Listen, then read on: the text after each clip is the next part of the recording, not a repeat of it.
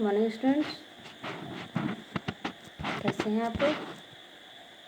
बच्चों, इसके पहले वीडियो में हम लोगों ने क्षितिज का काव्यखंड और व्याकरण से संबंधित कुछ पाठों को पढ़ा था, किंतु आज मैं आप लोगों को अपनी पुस्तक क्षितिज का गद्य खंड के पहले पाठ दो बैलों की कथा के लेखक मुंशी प्रेमचंद के बारे में बताऊंगे।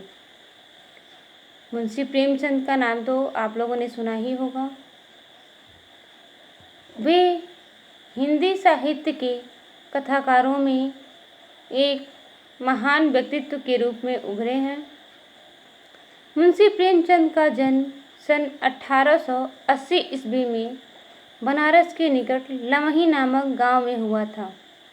इनका मूल नाम धनपत राय था। इनका बचपन अत्यंत अभावग्रस्त बीता। बचपन में अनेक प्रकार के अभावों के कारण इन्हें अल्पायु में ही नौकरी करने की आवश्यकता आ पड़ी। मुंशी प्रेमचंद कुछ समय तक शिक्षा विभाग में नौकरी किए। उसके बाद वे असहयोग आंदोलन में भाग लेने के लिए शिक्षा विभाग से त्यागपत्र दे दिया और भारत को आज़ाद कराने में एक सच्चे देशभक्त के रूप में उभरकर सामने आए।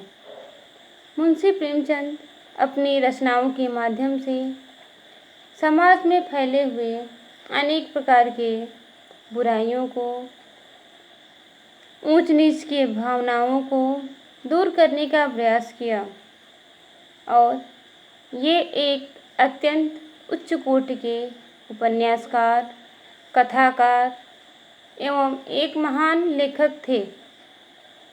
सन 1936 ईस्वी में इस महान कथाकार का देहांत हो गया। मुंशी प्रेमचंद जीवन पर्यंत अत्यंत संघर्षों का सामना किए। इनके जीवन में हमेशा कोई न कोई परेशानी लगी ही रही। अंत में इन्हें टीबी नामक रोग हो गया और उस टीबी नामक रोग के कारण अल्पायु में ही इनकी मृत्यु हो गई। मुंशी प्रेमचंद की रचनाएं अत्यंत जग प्रसिद्ध हैं। इनकी कहानियाँ मानसरोवर के 8 भागों में संकलित हैं। इनके द्वारा लिखे गए काव्य संग्रह अत्यंत महत्वपूर्ण हैं। इन्होंने सेवा सदन, निर्मला, गबन, गोदान, कर्मभूमि, रंगभूमि, कायाकल्प और अनेक उपन्यास एवं कथाओं का रचना मुंशी प्रेमचंद जी ने किया था। इनके द्वारा लिखे गए अनेक प्रकार के निबंध एवं अन्य प्रकार के गद्य लेखन भी देखने को मिलते हैं। साहित्य के क्षेत्र में देखा जाए तो मुंशी प्रेमचंद का एक उच्च कोटि के कथाकार और उपन्यासकार के रूप में सुप्रसिद्ध रहे हैं।